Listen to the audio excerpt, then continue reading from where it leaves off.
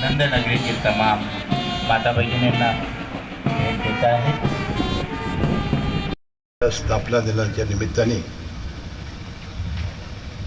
आपल्या सर्वांना मी मनपूर्वक शुभेच्छा देतो।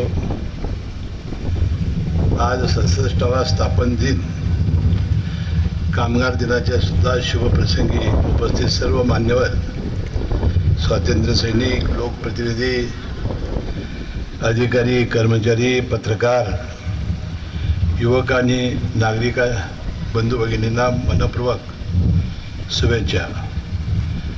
हा दिवस संयुक्त महाराष्ट्र चळवळीच्या त्याग, संघर्ष आणि आत्मसन्मानाची आठवण करून देणार आहे।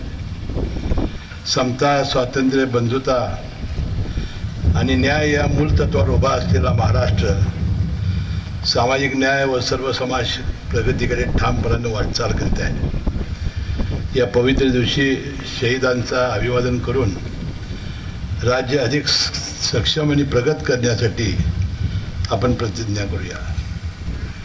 सध्या अल निनोमुळे जगभरात पावसात घट, तापमानात वाढ, शेती आणि जल संसाधनावर नकारात्मक परिणाम, यात आपल्या जिल्ह्यात कमाल तापमानाची नोंद झाली असून सध्या तीव्र उष्णतेच्या पार्श्वभूमीवर नागरिकांना प्रशासनाने विविध उपाययोजना केल्या आहेत। शासकीय रुग्णालये, आरोग्य केंद्रावर औषधाचा साठा उपलब्ध असून सार्वजनिक ठिकाणी पाणी व सावलीची व्यवस्था केलेली आहे। नागरिकांनी उन्हापासून बचाव तसं उपलब्ध पाणी ऑगस्ट महिन्यापर्यंत जपून वापरण्यासाठी आवश्यक ती खबरदारी घ्यावी, असंही आवाहन मी या निमित्ताने करतो। आठवले मॅडम।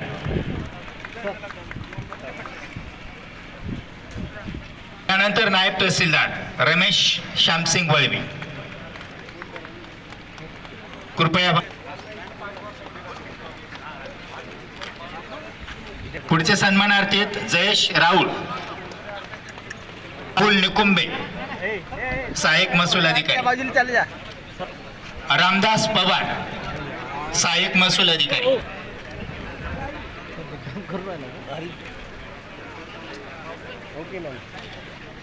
त्यानंतर भगवान बापूराव धात्रक, तर भगवान धात्रक।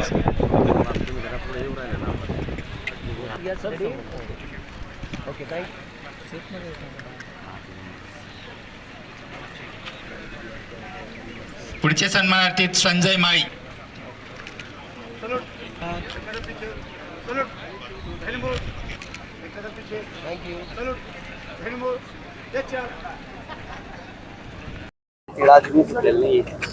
ते सुटेल लवकर मुख्यमंत्री सोडवतील। तमाम नागरिकांना, कामगारांना महाराष्ट्र दिनाच्या व कामगार दिनाच्या मनपूर्वक शुभेच्छा। महाराष्ट्र मात्र वारंवार महापुरुषांचा अपमान होतोय, कठोर कायदा व्हायला पाहिजे किंवा कारवाई व्हायला पाहिजे, वाटत नाही का? कठोर कायदा झाला पाहिजे, अशा महापुरुषांचे अपमान होणार नाही याची काळजी निश्चितपणे शासन घेईल।